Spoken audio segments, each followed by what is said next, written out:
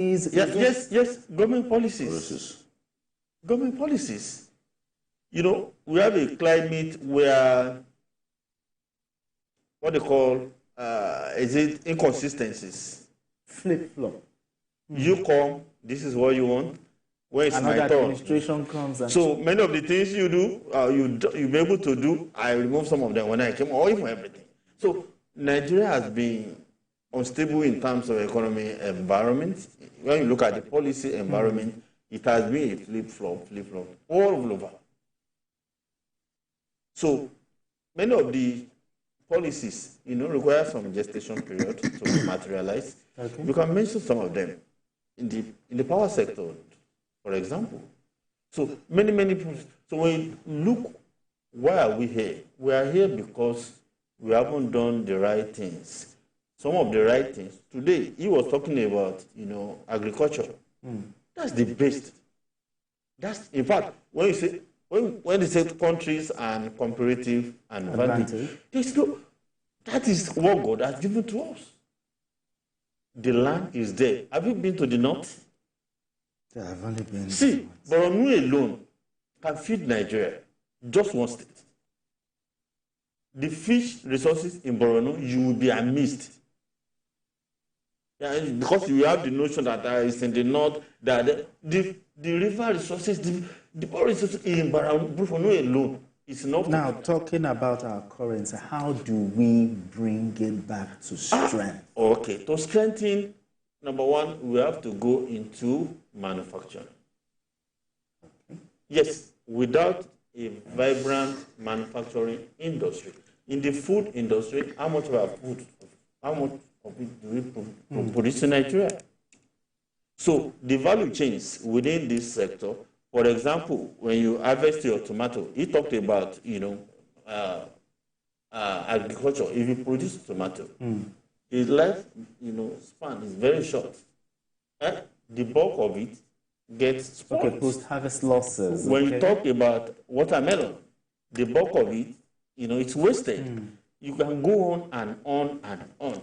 And this is a country with huge population. Where are the manufacturing hubs in Nigeria? As we used to have them. Where are they today?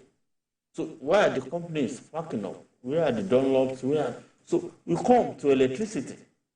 In a country where you want economic, prosperity.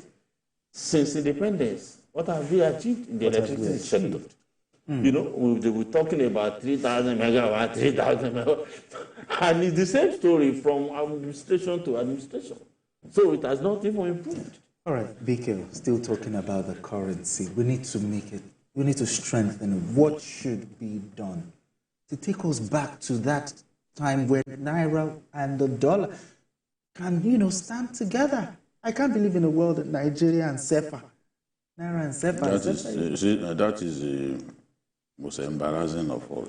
Because in those days when we were growing up, I remember that the countries around us, people used to come and buy electronics here. And take it to their country. We were a thriving country. We were doing very well. People who come from Togo on exchange programs, when they are going, you see, they will buy plenty of electronics. Now, we had pharmaceutical concerns that were doing very well. We had vehicle assemblies in this country. Volkswagen, Peugeot. The pharmaceutical companies were doing well. We had plenty of them. But look at how many of them have left Nigeria. The structural adjustment program that Babangida introduced led to the death of many of these companies, especially the textile companies. The textiles outside of government and agriculture, textiles provided the highest number of jobs. Okay. In Kaduna at that time, I was living in Kakuri. We were literally surrounded by textile farms. In Kaduna, you had KTL, you had UNTL, you had Arewa Textiles, where Oshomole came from. Arewa Textiles. Where are they today? We allowed them. Even Dangote had the 4th biggest textile company in our country. I remember walking up to Dangote at the old Protea Hotel. I said, why did you shut down your textile company? Oh, you did ask? Why not? I even still have the picture when we were existing. He looked at me contemptuously and he said, oh, I thought you were my friend. He said, why will I keep the textile company when the biggest smugglers in our country are friends of people in government? Oh, dear. Yeah. Smuggling literally killed those textile companies because Nigerians would prefer the smuggled products to our own, apart from the problems that they had created by the economic policies. We allowed, there was lack of protectionism, and we allowed, you see Akosombo, you see all kinds of textiles coming into our country. Whereas UNTL, Aswani, when you even wash their fabrics, it won't bleed. You won't use it for years. You see it will still look as good as new. But we never believed in our own stuff. Textile will come from Ghana, we will jump at it. It will come from Cote d'Ivoire, we will jump at it. Invariably, people were not buying the local ones. That was the excuse that Dangote gave to me at that time. So Nigerians themselves are sharing this blame. Because you must protect your local industries. You must protect it. You see the way Trump and others try to protect the steel industry in the US. Say, no, if we don't do this, our people will suffer. Jobs will be lost. Okay. All countries, now they are trying to protect, even again, some are moving against China to say, no, we will limit the number of electric vehicles coming from China into our country because you need to protect your local industries. Instead, we watch those local industries die, only to now be taken over by churches. A lot of those big textile, a lot of those big companies, their warehouses have been remodeled and converted to churches. That is what is happening. As a Christian, I'm not against propagation of the faith, but this is the reality. You are not going to tell me not to say it. Do you believe? This is the truth? Imported products are cheaper than Nigerian products. Why? Because the policies here don't encourage cheap. By the time you value high cost of electricity, so before you know it, so for example, pharma industry, many people in that industry prefer to go and import because they can make. Are you aware now that Adire, Chinese, they are sending Adire to Nigeria? Yes. It will never be as good as our own. No. They are now saying, the governor of was complaining the other day. Chinese are flooding our country with Adire. Do you know Chinese are doing gari now? Yes, palm oil that we introduced the palm kernel seed to now we are importing palm oil into our country. Processed palm oil. All right, gentlemen. Let's move straight to another topic. Amidst Nigeria's protracted war against escalating insecurity, notorious bandit leader Banditry has issued a fresh call for dialogue with the government, arguing that military action alone will not bring peace. In a recent video released online, Tuji, who has been a central figure in the violence ravaging Nigeria's northwest zone, accused political leaders, including Zamfara State Governor Dauda Lawal and Minister of State for Defense Bello Matawali of politicizing insecurity for their own interest. Turji insists that airstrikes and ground operations will not deter him, as he and members of his group are not afraid to die. All right, BKO, bandits and insurgents, they have nothing to lose. And looking at what Bello Tuji is saying, that let's dialogue. So the federal government listened. One thing I know, as somebody who has consistently researched about these people, done stories about them, done documentaries about them, is that whenever they are facing the heat, they start talking about dialogue, they start talking about amnesty. Oh. No one can deny that in the last 1 or 2 months, the intensity of the military campaign against Bello Turji and his colleagues has gone up. The intensity has gone up. And even the rate of kidnapping, especially in that northwest zone, has gone down a little bit. I will not say significantly. Okay. I'll be the last to say that.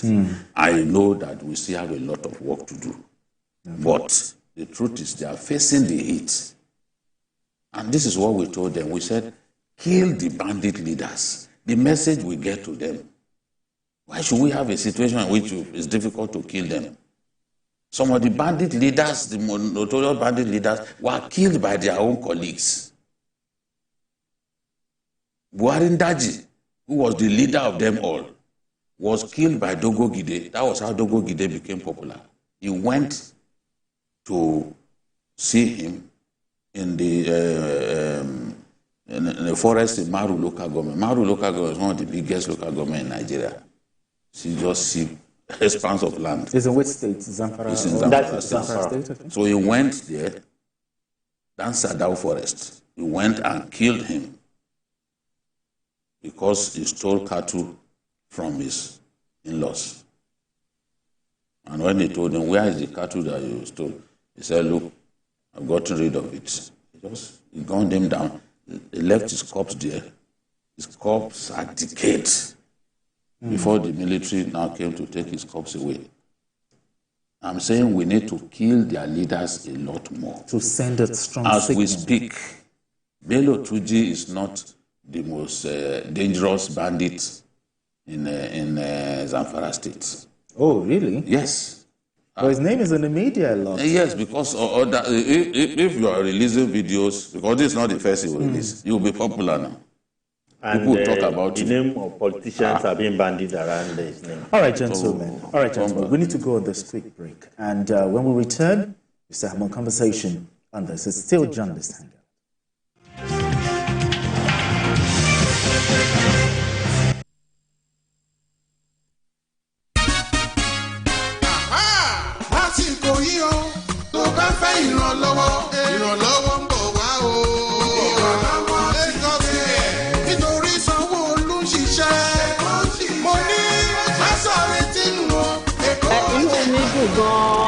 Tí gómìnà wa Sanwó-Olú ṣe fún wa lẹ́nu adébí wọn ká wá fún ìwòsàn ọ̀fẹ́ adẹ̀dẹ́bí ara àwọn doctors lóríṣiríṣi wọn ṣàyẹ̀wò fún wa wọ́n fún wa lóògùn tó dáa then wọ́n wá fún wa wá gbé packages fún wa wọ́n lé àwa tabatilé láti 70. My big thanks goes to Lagos State government. For since I was born, I've never come across this type of a thing before.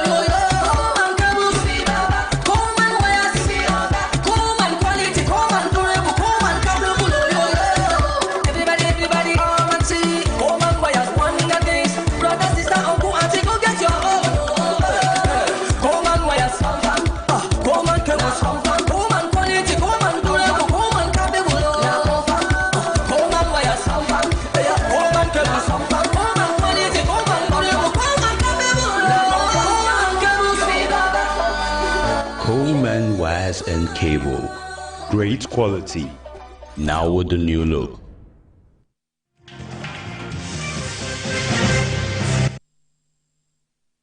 All right, if you just joined us, it is still Journalist Hangout. I still have Adekunle Yusuf and BK O'Roy here. All right, Adekunle, still talking about the issue of insecurity. Senator Ali Nduman, he gave a suggestion. Okay, he suggested that the government should hire mercenaries in the fight against, the otherwise called military contractors, in the fight against banditry and insurgents. Do you agree with him? And another thing, has it ever worked? Bringing mercenaries, boots on ground, has it really worked in other countries? I don't see anything that is bad in that idea. It's something we have done before. Are you saying our military cannot do it alone? No, it's not a sign that our military cannot do the job. No. In fact, this is an overstretched military. Every flashpoint military is getting all, virtually all the states of the we talked about that yesterday. Virtually all the states. I think the other day, who was briefing, I think it was only one state where you don't have military, So you can even take some pressure off the military. This is something we've done before. They should ask from, former President Jonathan. It was done on that end, and it worked. It worked back then. And it's not a bad idea, and it is never a slight on our military. No. The military has tried for our country, and they can still do more, but it is just to complement, the heroic, efforts of the Nigerian military, not to why other, big countries doing this. Because it's not just any arrangement. It is a formal contract, and those who do it, the rules of engagement, get the job done. Don't you believe it's something that can work? Coming from, do you know how many years Alun Dume has up north but another thing is, when you bring in these mercenaries, the amount in securing their services, if we take that amount and give to our military, don't you think they can actually do more? When you want to win the war, you are talking about the amount you want to. We should look at money too. Do you know the cost of not winning, the war against, against insurgents? Do you know what it's costing us in terms of in our economy? People are able to go to their farms, the destruction, the everything that is taking place, and don't rule out the fact that even though we credit the military, we still have some people that are sympathetic. All right, adequately. I apologize. We have Isiaka calling from Kebbi State. Isiaka, good evening. Let's have this conversation. Good evening. Good evening, Isiaka. Let's talk. Good evening, BKO and the other senior colleague over there. Good evening, sir. Yes, I would like to make contributions on the economy, sir, especially the agriculture. At so many points, you can say different diversification about our economy, saying that we are going to diversify in agriculture, especially. You can remember in the 1966 agricultural green revolution, all the interventions in agriculture. But if you look at it, the leadership at the subnational level are not being sincere about this diversification. This rice we are seeing, most of it is imported. As far as Burkina Faso, Mali, Ghana, Benin. And they will be all right, thank you. We have rice in... All right, thank you, Isiaka. Thank you very much. Biko, let me have your point on that one. Bring in mercenaries, the suggestion by Senator Ali Ndume. Do you agree with him? In 2013, 2014, up to 2015, when we used them, they delivered the result for us. Brought in mercenaries from South Africa. We call them mercenaries. That's not what they are called elsewhere. They are called military contractors. America used a lot of them in Iraq. They used a lot of them in Iraq. A lot of the people who died in Iraq were actually contractors. Yes, military contractors. They have everything. They have equipment. They have radar. They brought their equipment. And they got the job done. Thanks also to the Chadian forces, who were able to overrun these guys. Because the Chadians were given their own area where they would operate. They didn't allow them to move too deep into Nigeria. They stayed in the border areas. And we achieved a lot. Then President Buhari came and said, how had the mighty fallen? He felt embarrassed that that we resorted to help from other sources. But he couldn't win the war. It's on record that despite being a retired soldier an infantry officer. He didn't win the war. If he had won the war, we won't be talking about it today. In fact, things got bad. Things got worse under him. So this is the thing. Let's go back to Tuji, because the story is really about Tuji, not Maliundume. People like Tuji always mislead people in government. Matawale, when he was governor, was misled to agree to amnesty. Okay. Yes. The guy who spearheaded the kidnap of government science secondary school Kankara students, Daudawa, was from Zamfara. He said he was prepared to stop killing people. He was prepared to give up. Then government said, okay, no problem. They gave him a house in Damba. Damba is just not far from Gusau, the state capital. People living in the area abandoned their homes after government gave him a place there to stay. Daudawa eventually went back to the forest. Yes, and one of his rivals killed him. This was somebody who swore with the Holy Quran, but it did not stop him from going back. That is their nature. I believe that even this Bello Tuji is not as dangerous as Dankremi. Dankremi is the bandit who occupies the Zurumi area. That is Zamfara North. Okay, Zamfara North. Some of the most wicked attacks by bandits have been committed in that area. Go and read up about Zurumi local government. Up to today, Zurumi is still one of the most dangerous parts of Zamfara state. And it is Dankremi that is operating in that area. Is that, well, who know, those who know about banditry know Dankremi now. They know Ado Haleru. They know Yusufu. Ado Haleru and Yusufu, they are brothers. They operate in the Safe area. Safe is outside of Gusau on the way to Kaduna. That place is still very, very dangerous as we speak. That's Safe area. And it's those two brothers, Dan Yusufu and Ado Haleru, that are operating there. So if you do a deal with Bello Tuji, what happens to others? Many of them have even graduated from under Ado Haleru and others. They are now on their own. What they now do is they will kidnap people. They can kidnap 200 people. They will now take it to they will take them to the bigger bandits. So those bigger bandits will now negotiate. They will negotiate with the boys who brought those kidnapped people to them. The bigger bandits will talk directly to families of victims and say, this is how much you pay. They will now settle those their younger and smaller bandits who used to be under them. But they've now done freedom for them. The way Yorubas do freedom, the way Igbos too. You know, when you are working under a trader, the Igbo man will say, okay, you are now free to be on your own. It is happening in Zamfara now. Bandits are now doing freedom for their juniors. Because it's a big business. Now, in solving this thing, is military force still the best? When he's saying that, see, let's encourage the military to continue to do what it's doing. These boys have tasted blood, and they are not going to back down. They are not going to back down. Let no one deceive you that a bandit leader will willingly give up banditry. No matter how you try to cultivate them, they are not human beings. They behave like animals. They will still go back to it.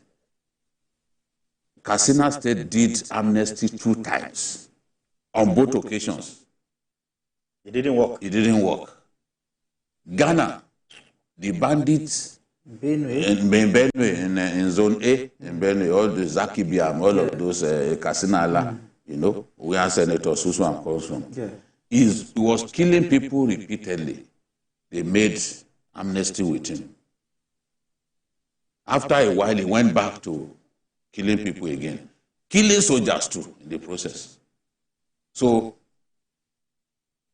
pressure got mounted on Governor Otom, whom many people accused wrongly of being a friend to Ghana, just political. The same way that Matawale and Dauda Lawal are both accusing each other of working for bandits and all that. You know, it's just politics. That's the same way they lied against Otom. People don't fear God.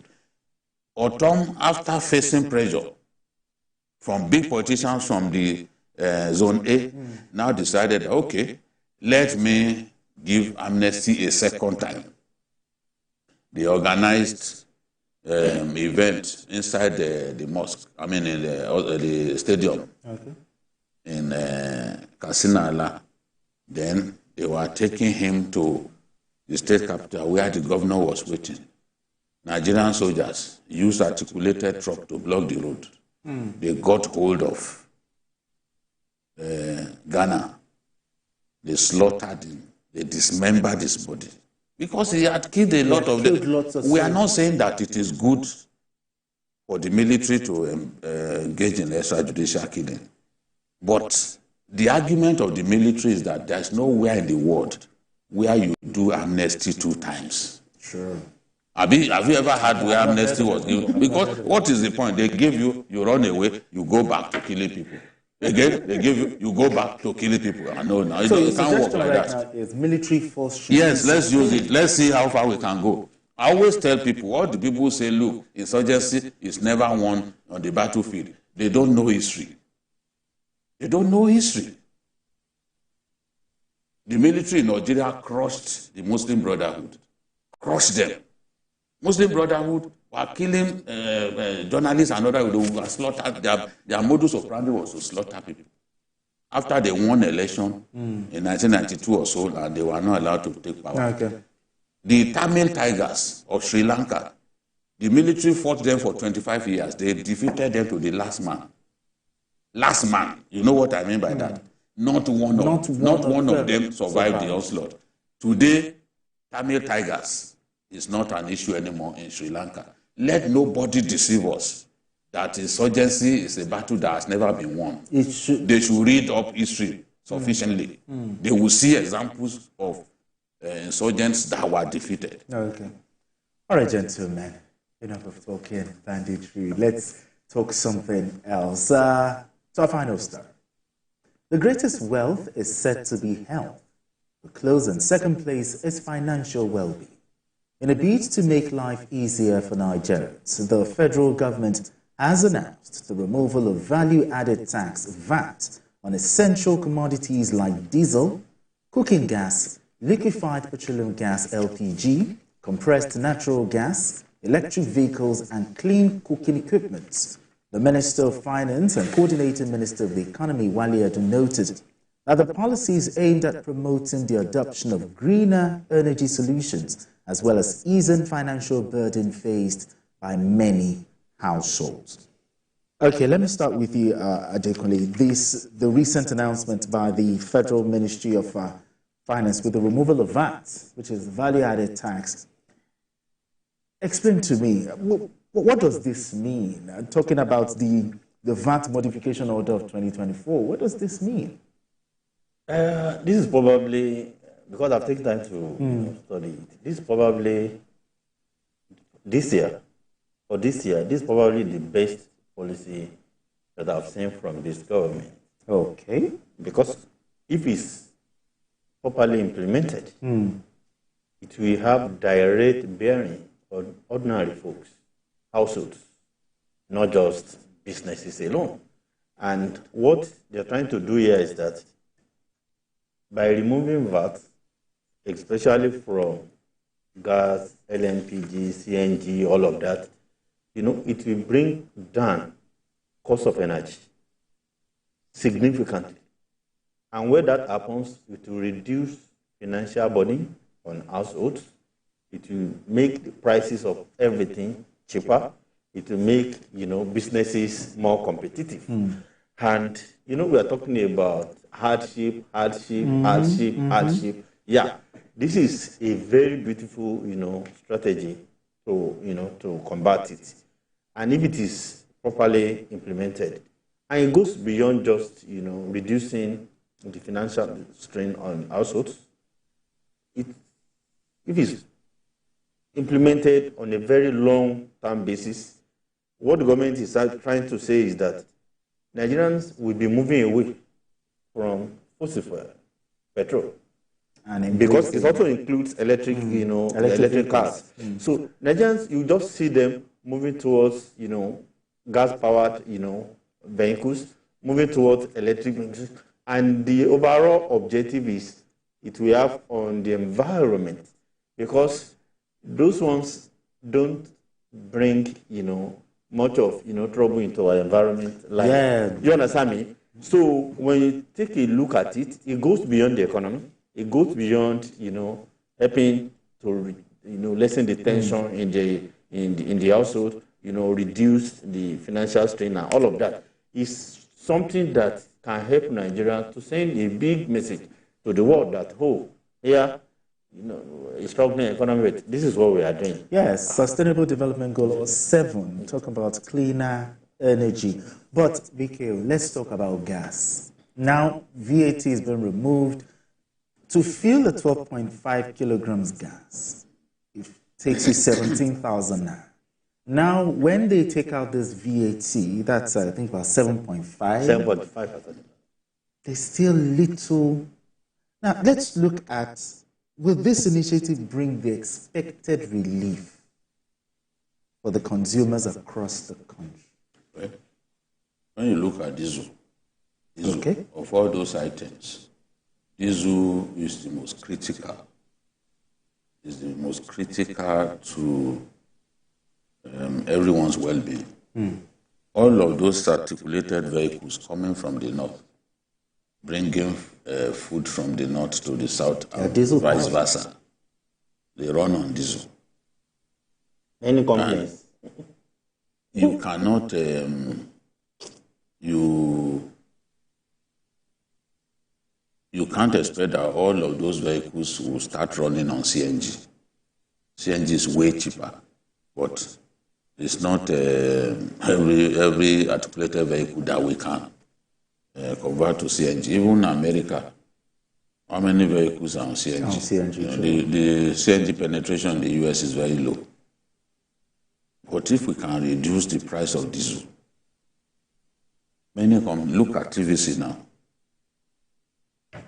When we don't have light, we are forced to use diesel. If I tell you about our diesel consumption, you'll be amazed. It's a lot of money. And this thing in the last 2 years, the cost has been growing astronomically. So businesses, manufacturing concerns, a lot of them don't rely on public electricity supply. I remember one time when flour mills disconnected from public electricity supply and were just using diesel. You can imagine now how much it costs for companies to stay afloat. The other day, some media houses reduced their operating hours because of high cost of diesel. And diesel is now even more expensive now than that time. So it was one of the suggestions that Ajero and Co. gave to the government. We have to give him credit. They were the ones who suggested that VAT on diesel should go, because manufacturing companies were groaning. Energy cost is a big problem in our country because we can't trust providers of public electricity to make sure that everybody has it. In fact, the analysis I read showed that about 133 million Nigerians have no access to electricity. Imagine how bad that is, 133 million. So if the diesel VAT is no longer charged on diesel, and I will hope that this is not just a mere announcement, that they implement. Because many things they announce, they don't eventually implement. I won't go further, but they know. They know I'm not lying against them. So let us see the impact that this will have, especially on diesel. And then, since we are looking for alternatives to fossil fuels, we can see electric cars, Also good alternatives. included. Yes, good alternatives. You can see the governor of Borno State brought in electric cars, you know, and they were charging 50 naira per drop for those taxis. Ogun State just recently did for motorcycles, electric motorcycles. So, and then cooking gas. One of the problems we have with cooking gas is that the companies, the IOCs, prefer to produce for their foreign clients. And they've been told that, look, set aside a good chunk of what you produce for the local markets. Because it is inadequate supply that drives high cost. So they're telling them, produce more for local consumption. Now, if they can do that, and the fact that VAT will not also be charged, the price of cooking gas would come down. But what we can say is government should do a lot more. A lot more. All right, we have the pain on our people. Okay. All right, we have Mohammed Aliu. Mohammed Aliu, let's have this conversation. Good evening. Mohammed Ali from Abuja, are you still with us? Okay. All right, let's get back to... Okay. Hello, good evening. Mohammed. Good evening, sir. Yeah, keep talking. Don't stop. Just keep talking. Okay, pardon me. I'm one of the fans of journalist Hangout. I just want to contribute through you to Mr. President that... Don't listen to yourself. Just keep talking. Okay, please, if there's anything you can ask to the President, I want a situation where to fix our economy, to make it look better, if the federal government can give free imports, that is without duties, import without duties to the productive sector, to the manufacturing sector, especially machines, at least for a minimum of 12 months, then it can be reviewed. If it's fixing the economy in terms of productivity and employment, then the government can again extend it for another 12 months, so that import the manufacturing sectors, especially those that are in all right, thank you. Thank you. Thank you very much. We are pressed for time, but good suggestion. Yes. I've seen Ghana do it. If you are bringing in raw material for manufacturing, they allow you, they give you, they allow you to bring it in without duty. Okay. I don't know if they cancelled that policy, but there was a time, some years back, when they did it as a way of stimulating production, in that sector, because that sector is too critical, and a lot of them are folded up in the last few years. We need to help save those manufacturing companies, because the growth that we want, they are the ones who can really drive it, by providing employment for our people. Sure. All right, we're pressed for time, but you were talking about something about the message Nigeria will be passing to foreign investors, the fact that we are now embracing cleaner sources of energy, the Sustainable Development Goal 7. What message will Nigeria be passing? Before we talked about the message, we want this government to pursue this, the implementation. The implementation to the very end. If it does not, then it will make no sense. But this is a good strategy the government can use to silence its detractors. Its critics. Sure. You get what I'm saying? Because this is a brilliant strategy to help everybody. It will help the businesses. It will help households. Imagine you go to buy your gas far cheaper. You imagine you have. I just filled my gas today, 17,000. So most Nigerian companies, businesses run on diesel, not on power supply. So with this, government can directly change the narrative in that, which will affect everything. Everything. All right, thank you. Implementation is key. That's just it. The idea is beautiful, nothing to add, but it must be implemented very well. Because I'm here to see the impact of the executive order on the farmer, sector, where the president has remove the tariffs and all. We are here to see anything. The cost of medicines, everything are still high. So, all right. Thank you very much. Thank you very much. Thank you so much. Bikil, thank you very much for having this conversation. And to all those who called in, thank you very much.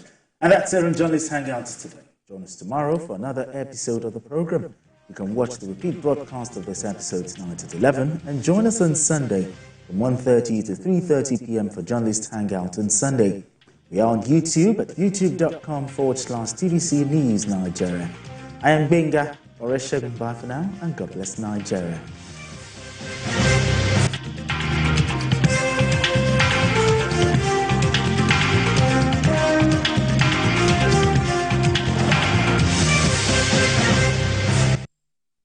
Of Lagos is about to witness another night of comedic madness from the rural king himself, alongside the best of the comedy and music industry. It's Akbararo versus Akbararo live again in Echo Hotel. Tag the craziest of them all, featuring AY, I Go Die, Gordon, Clint the Drunk, MC Danfo, Freemount. Musical performances by Terry G, African China, and Flector Man. On the wheels of steel is DJ Sizzy. Special dance performance by the Explicit Dance Group. Your host, Rain Jotta. It promises to be a night of maximum entertainment and 100% madness as usual. Venue, Echo Hotel, Victoria Island, Lagos. Date, Sunday, October 6th, 2024. Show starts by 7 p.m. Tickets, regular 5,000 Naira. VIP, 25,000 Naira. Premium tables, 5 million Naira. And Gold table, 3 million Naira. Ticket outlets, all Airbound supermarkets, or visit www.ariatickets.com. Call 0803-881-4731. Powered by Roro House and packaged by Landgrave Maku Events. Media partners, TVC. The following is a paid presentation by ShopX TV.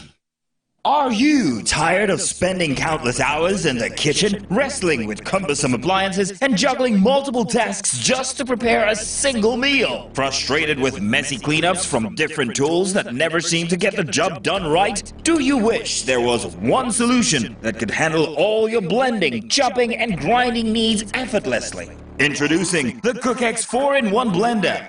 It's a food processor, a mixer, a grinder, a blender, and a juicer, all in one. Our CookX 4-in-1 blender is here to take your cooking to a whole new level. This versatile blender comes with 3 convenient cup sizes, each designed for specific tasks to make your life easier. First, the 650 ml cup, perfect for mincing meat, pounding yam, and chopping vegetables. Save time and effort with this powerful accessory. Next, the 450 ml cup, ideal for grinding coffee, spices, and more. And the 1.8 liter cup, perfect for blending fruits for smoothies, peppers, and yes, even blending beans. Lastly, the CookX 4-in-1 blender comes with a convenient filter. Now, you can create delicious, nutritious smoothies and meals with ease.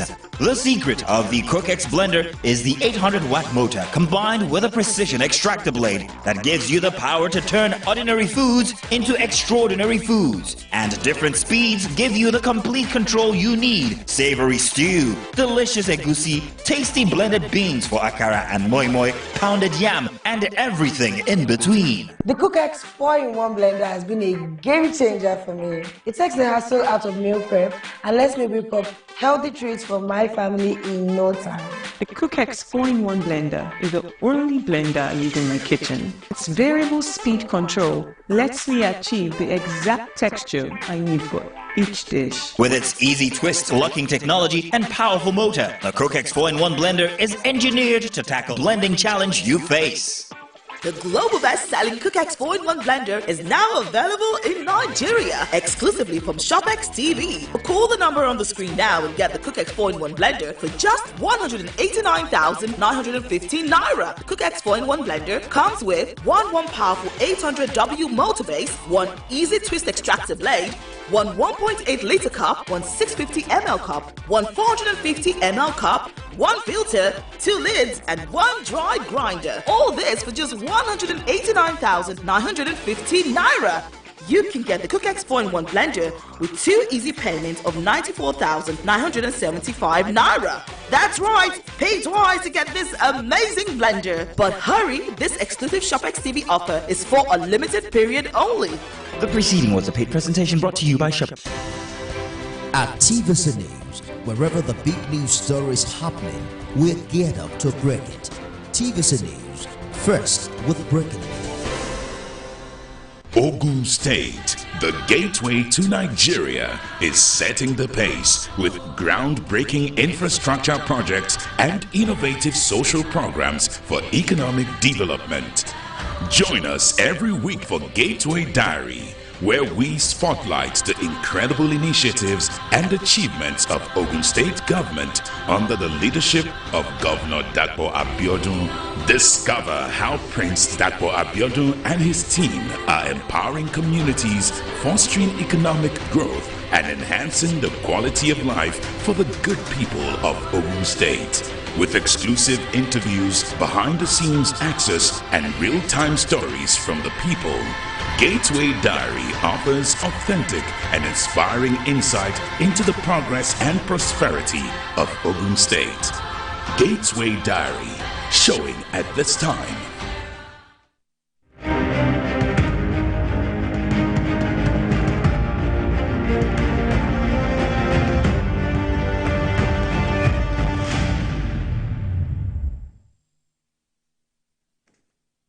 Welcome to the program, everyone. It kicks off today in the Senate, where President Bola Tinubu transmitted 4 fiscal policy and tax reform bills to the upper chamber of the National Assembly for its consideration and passage. The fiscal policy and tax reform bills by the Federal Inland Revenue Service for consideration include the Nigeria Tax Bill, the Nigeria Tax Administration Bill, the Nigeria Revenue Service Establishment Bill, as well as the Joint Revenue Board Establishment Bill. The proposed tax reform bills are contained in a letter addressed to the President of the Senate and read on the floor of the upper legislative chamber today at today's plenary. The proposed bills have now been referred to the Senate Committee on Finance for further legislative action. The committee has been given 5 weeks to refer back to the Senate with its report. And still in the nation's capital, an FCT High Court sitting in Maitama has granted bail to the former governor of Taraba State, Darius Ishaku, in the sum of 150 million naira and 2 sureties and like sum. The sureties must be residents in Abuja, and one of them must be at a director level in the civil service. Also, the former governor is to deposit his travel documents with the registrar of the court. Mr. Ishaku was arraigned by the FCC on a 15-count charge of money laundering, alongside the former permanent secretary of the local government and chieftaincy affairs, Bello Yero, who pleaded not guilty to the charges. Mr. Yero was also granted bail on the same conditions as the former governor. Our attention on the show is turned to Rivers State, where the local government election slated for the 5th of October has drawn lots of reactions from political parties and other key players involved in the upcoming election. In a few minutes, I'll be speaking to Chibike Kenga, who is an APC chieftain in Rivers State, on some of these issues. But before that discussion, let's bring you up to speed on some of the key events that have transpired up till this moment. On the 30th of September, the Federal High Court sitting in Abuja stopped INEC from releasing the voter register to the Rivers State Independent Electoral Commission. The court also barred the Inspector General of Police and Department of State Service from providing security during the process. Celestina Area has details. Justice Peter Linfu issued the order against the State Electoral Commission while delivering judgment in the suit brought before him by the All Progressives Congress. The suit was argued on behalf of the APC by a team of senior lawyers comprising of Joseph Daudu, Sebastian Horn, and James Onoja, among others. Justice Linfu held that the Rex was wrong in fixing the October 5th date for the conduct of the polls in the 23 local governments when all relevant laws guiding the election had not been complied with. The update and revision of voter register ought to have been concluded before an election date can be legally and validly fixed in law. The court held that all condition precedent that ought to be fulfilled must be complied with before the elections in Rivers State can be conducted on the 5th of October 2024. And in making this pronouncement, the court held that INEC, that is the first defendant, is bound to ensure that the National Register of Voters that includes Rivers State must be updated, and that same can only be released 90 days before the conduct of the election. The Independent National Electoral Commission had withdrawn their defense in the matter. The court discontinued the processes filed by the APC River State chapter. Celestina Iria, TVC News, Abuja.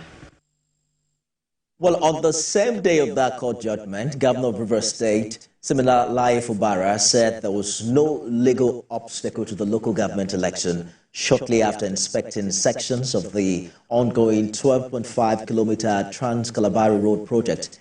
He also visited the office of the Rivers State Independent Electoral Commission in Port Harcourt, where he interacted with officials to assess the readiness for the election this Saturday. Our election will hold on the 5th of October.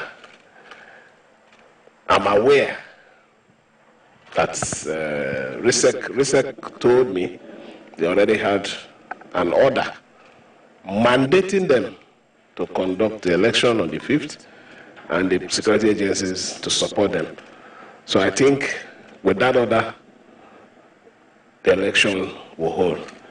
I might not be a lawyer, but I know that there is something they call first in hand.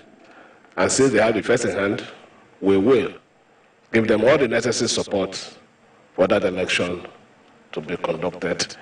And it will be one of the best elections ever held in Rivers State, free and fair. It is no longer. Well, 2 days after Mr. Governor visited RSEC, INEC then denied releasing the voter register for the conduct of this election. And this is coming just as the People's Democratic Party and factions of the APC disagree over their participation in the poll. And the judge addressed all the issues one by each and said that INEC should not release the voters register. And we have said that over time. We have told you that over time. That we were the ones at the point who are nudging PDP, nudging the governor and RISEC to conduct local government election. But they refused. Rivers State Independent Electoral Commission and the Rivers State government has a penchant for disobedience to court orders, court judgments. And that is a recipe for crisis. In two ways. Either we give it to them in that soft copy, or we photocopy them, both black and white and color. Then we stamp certified true copy. But we have not given them.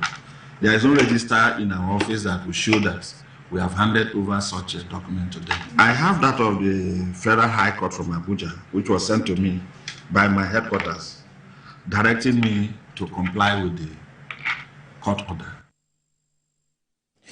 Well, irrespective of the position of INEC and that of the All Progressives Congress, Governor of Rivers State, Siminalayi Fubara, declared the 3rd and 4th of October as public holidays ahead of Saturday's local government election.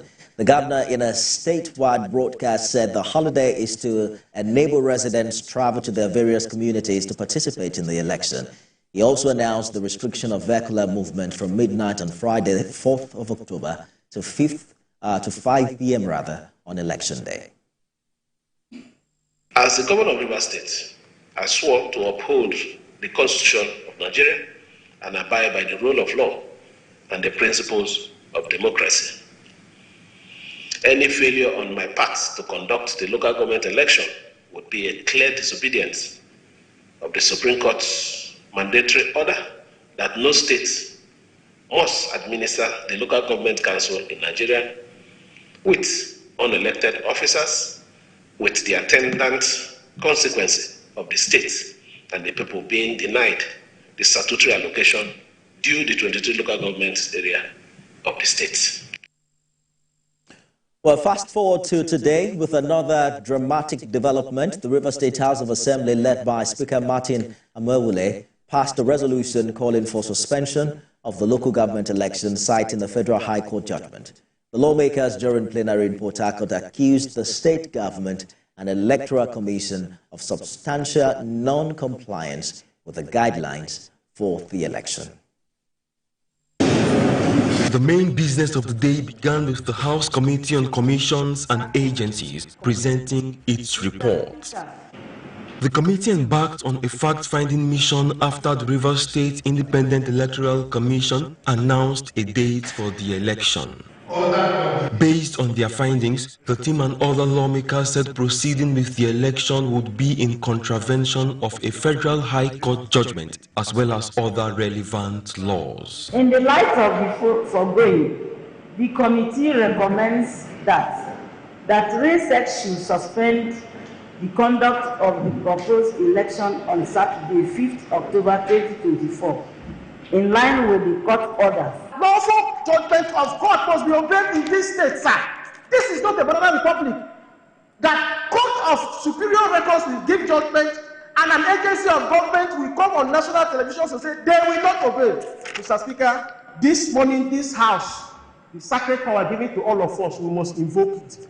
By not obeying the laws, it means that those who just turned 18 will be deprived of the opportunity to express their fundamental rights of voting, to express their franchise, to express their suffrage. Mr. Speaker, what sin could be more than that?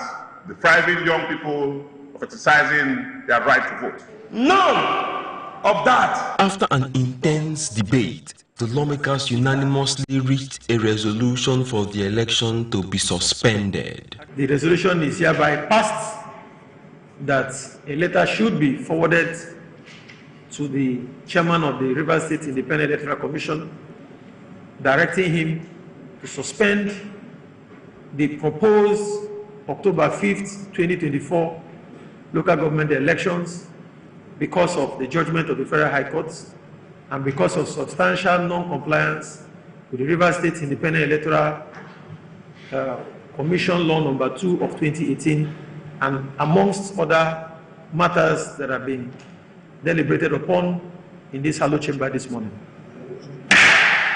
Despite the growing opposition to the election, the Rivers State government insists on going ahead, saying it has not broken any law. However, in what seems a swift reaction, the faction of the Rivers State House of Assembly, led by Victor Kujumbo, ordered the state and relevant agencies to conduct the local government election as scheduled for the 5th of October.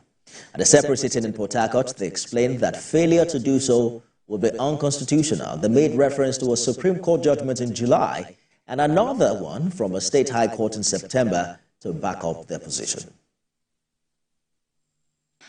The Rivers State House of Assembly further orders that the Rivers State government and the executive governor must conduct elections to the local government councils on the 5th day of October 2024 in compliance with the rule of law and judgment of the courts.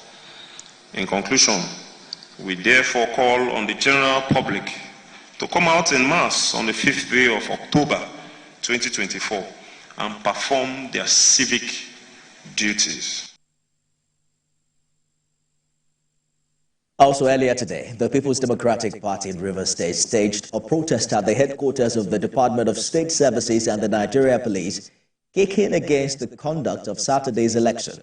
The party, which has since decided to boycott the election, insists that Rivers State Independent Electoral Commission must obey a federal high court judgment halting the exercise.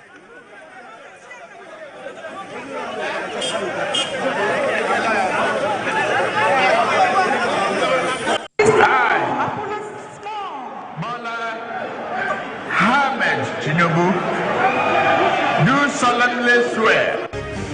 Development, right? We call it a river of confusion, and you might just be accurate. Let's try to make sense of it. Chibike Kenga is APC chieftain in Rivers State and is the publicity secretary of the APC NWC Caretaker Committee. Thank you for joining us on the program. On what basis is the APC boycotting this election? Thank you for having me once again. The APC, as a party in Rivers State, we have at different times called the attention of the public, we've called the attention of Rivers State government, as well as the Rivers State Independent Electoral Commission, about the infractions on the Electoral Act, as well as the Rivers State local government law. We did say clearly, and we are repeating saying, that the Rivers State government and the Rivers State Independent Electoral Commission have not complied with the extant laws leading to this proposed local government election. You'd agree with us that we had also stated that part of the provisions of the local government law is the issue of 90-day notice before the commencement of the local government election. That was not done. Rather, they did a 30-day notice, which of course is running counter to the provisions of the law. Secondly, we are also aware that there is a subsisting court judgment. Previously, it was a court order, but on Monday, the 30th of September, by Honorable Justice Peter Lifo of the Federal High Court, Abuja, gave a judgment halting the proposed local government election. The same judgment also barred the Nigerian police from providing security, also restrained the director of SSS and the Department of Security Services from providing any kind of security. So this judgment is subsisting, and that if anyone, particularly Rivers State government or Rivers State Independent Electoral Commission, do not agree with this judgment, the only option left is for them to challenge it at the Court of Appeal. So it is on the basis of some of these issues that APC insists that the court judgment be obeyed, that due process of the law must be followed. That's why I hear you, Mr. Ikenga. But you know, it also depends on which court judgment you're talking about, because the Rivers State government is also talking about a state high court decision that is absolutely contrary to your position, and they say they got that judgment first. But it also depends on which APC is speaking in Rivers, because according to Emeka Beke, the APC will participate in this election. And he mentioned that INEC has been informed and that the names of candidates have been submitted to Rivers State Independent Electoral Commission for this election. Okay, we have one APC in Rivers State. You mentioned Emeka Beke. Emeka Beke cannot run APC that is his own. APC has leadership from the